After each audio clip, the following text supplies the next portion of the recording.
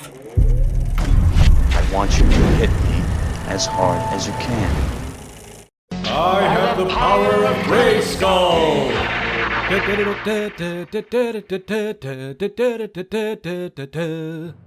If you grew up in the 80s, then no doubt He-Man and the Masters of the Universe were a big staple of your childhood. And you know what else probably was too? Canon Films, with their slew of Chuck Norris and Charles Bronson flicks and ninja movies, not to mention King Solomon's Mines, with the immortal Richard Chamberlain as Alan Quatermain, reinvented as the bargain basement Indiana Jones, and Sly Stallone in the arm wrestling extravaganza Over the Top. Yes, the Canon Films was no doubt another childhood staple.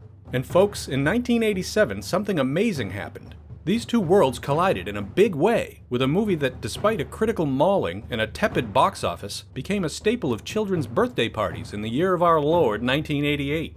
The film was Masters of the Universe, the star was Dolph Lundgren, and we're here to tell you all about what the f*** happened to Masters of the Universe!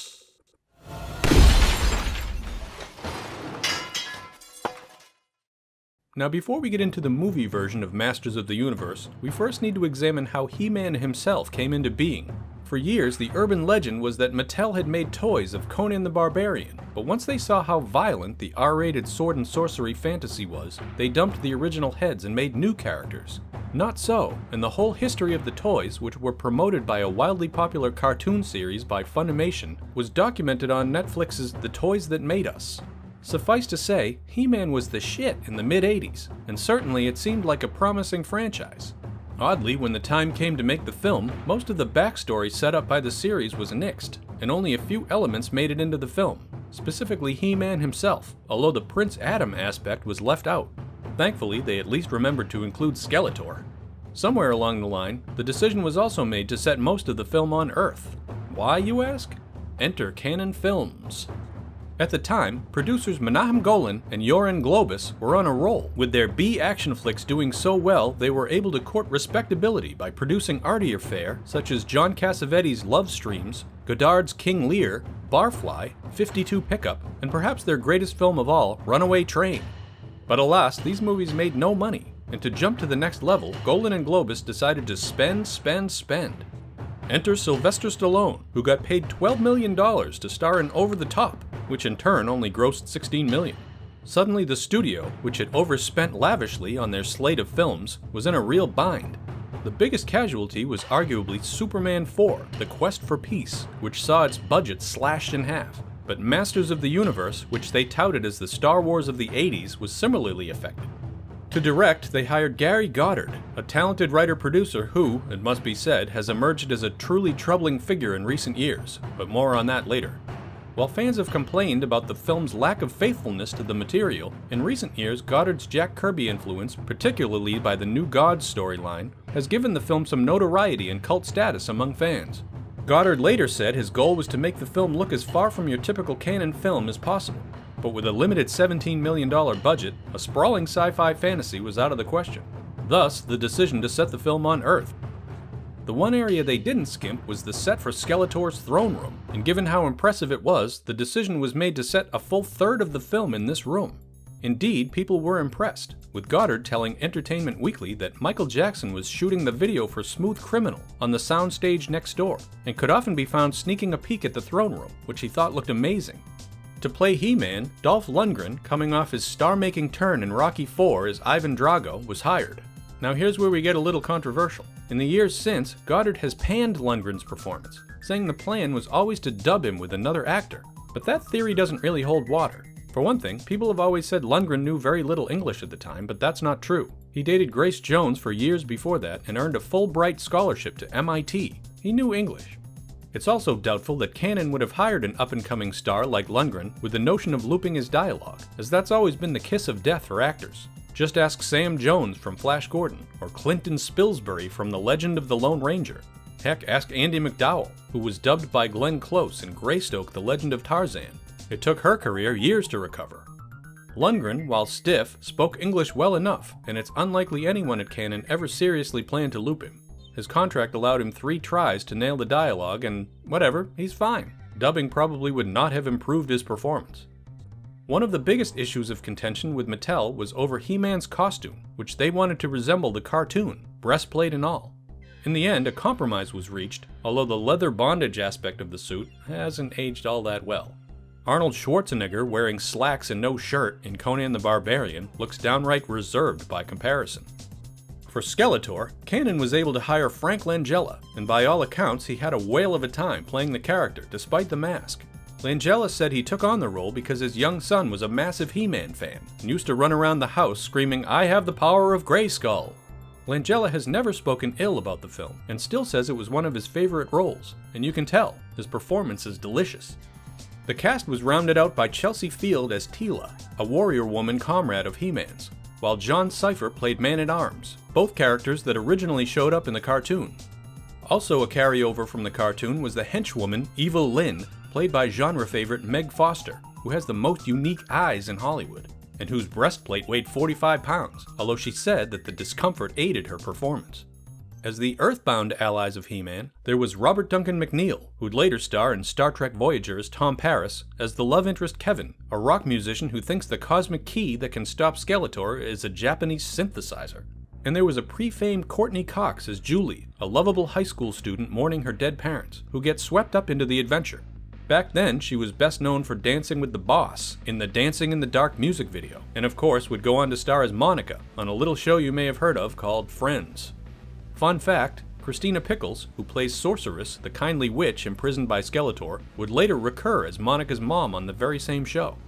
Elliot Gould, who played Monica's father, also had history with Canon Films. And of course, who could forget Billy Barty as Gwildor? An original creation for the film, he was modeled on Yoda, and the prosthetics that transform Barty into this creature are, well, not great. He gives the film some unintentionally funny moments, with the good guy's constant exasperated cries of Gwildor being much mocked on the popular podcast How Did This Get Made? The movie itself is likable cheese, with it centering around He-Man and his pals escaping Skeletor to Earth, where they have to recover the cosmic key to get home and stop Skeletor before he harnesses the power of the universe. Well, too bad for them, they fail pretty miserably. But, happily, the only thing the power of the universe does is give Skeletor a cute gold outfit and a chance for Langella to chew on some scenery with a monologue. In between, there are lots of laser battles, with He-Man killing lots of robotic soldiers thanks to a clause in the contract with Mattel, which said he could not take a life.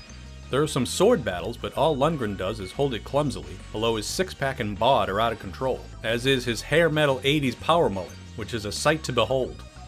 Courtney Cox is quite charming, while Lundgren, God love him, may be stiff, but is still kind of awesome in a very Dolph Lundgren way. He's since referred to it as his worst moment as an actor.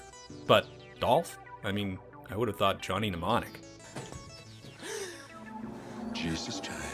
While utterly silly, the film does have a lot of charm, and it's deliciously 80s cheese, to the point that James Tolkien, who played the asshole authority figure in seemingly every 80s action movie, is on board as a cop giving He-Man and his crew a hard time.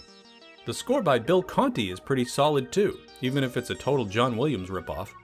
The movie was never really finished, with the cash-strapped Canon pulling the financing before they had time to shoot the climax, meaning the final battle between He-Man and Skeletor is anything but epic. As Goddard put it in the documentary Toy Masters, they were stopped in the middle of a shot by a Canon executive, who told them they were done. Goddard was stuck without an ending, but was able to get Lundgren, Skeletor, and the DP together for a hastily improvised finish, where the clash of their swords sucks the power out of the room, hiding the fact that the Castle Grayskull set was gone. The resulting fight was somewhat less than epic, but it worked to some extent. Even if the film was short of the epic that Mattel and Canon were hoping for, the movie was aggressively promoted, with Mattel unleashing a whole new toy line based on the film. They even did a competition where the winner could get a bit part in the film.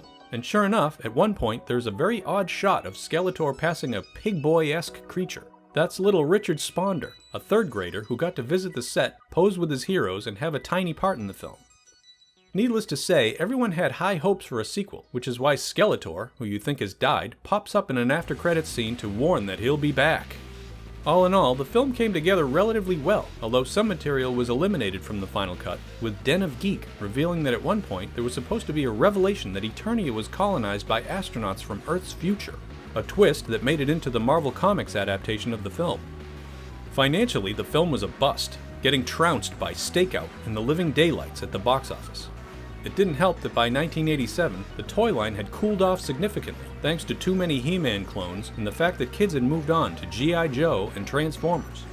It only grossed $17 million, and wasn't nearly enough to save Canon from financial freefall, although the finished product certainly held up a lot better than the other 1987 epic, Superman 4: The Quest for Peace. It must have done okay on video and cable, and certainly it was a major VHS favorite of kids in this era. It did well enough that Canon came very close to doing a sequel, with schlock director Albert Pyun signing on to direct a very low-budget follow-up that would have starred surfer Laird Hamilton as He-Man, who once again is stranded on Earth and goes undercover as a football player. It sounds pretty awful, and wisely Canon pulled the plug, although the sets and costumes wound up being repurposed for another Canon Pyun film, Cyborg, starring Jean-Claude Van Damme. In fact, during its cable run, the TV listings often listed it as Masters of the Universe 2 Cyborg. Weird, huh? In the years since, the fortunes of all those associated with Masters of the Universe have varied. For Golan Globus, the movie was the last hurrah, with Menahem Golan being forced out of the company in 1989, taking his much-hyped Marvel license with it, which meant the only Marvel films we got for the next decade were low-budget programmers like his Captain America or the unreleased Fantastic Four. Yoram Globus continued with Canon, but the company didn't last. Gary Goddard never directed another film, but became wildly successful as a theme park ride developer, directing T2 3D and Jurassic Park: The Ride. However, his career took a dark turn when numerous sexual assault allegations against him surfaced a few years ago, with ER star Anthony Edwards posting a damning essay on Medium, detailing the years of abuse he allegedly suffered at Goddard's hands, beginning when he was 12 years old. Other men have come forward with other allegations, although for the record, Goddard has denied all. In happier news, the stars of Masters of the Universe fared well, with McNeil finding success on Star Trek Voyager, while Courtney Cox has become a massive star thanks to, that show you might have heard of. Lundgren's career has had its ups and downs, with his initial wave of stardom petering out after a few flops which later became cult classics, including the comic book adaptation The Punisher, Showdown in Little Tokyo, Dark Angel, aka I Come in Peace, and Red Scorpion. His most successful role for a while was as the antagonist in Universal Soldier, but recently he's had a surprising and welcome resurgence, which began with the 3 Expendables movies, and went into high gear following his acclaimed turn as Drago in Creed 2, with him going on to have a juicy role in Aquaman. He's currently working on a spy show with Sylvester Stallone called The International, and has a voice role in Minions: The Rise of Gru. As for Masters of the Universe, Sony and Netflix are developing a feature set to star teen heartthrob Noah Centineo as He-Man.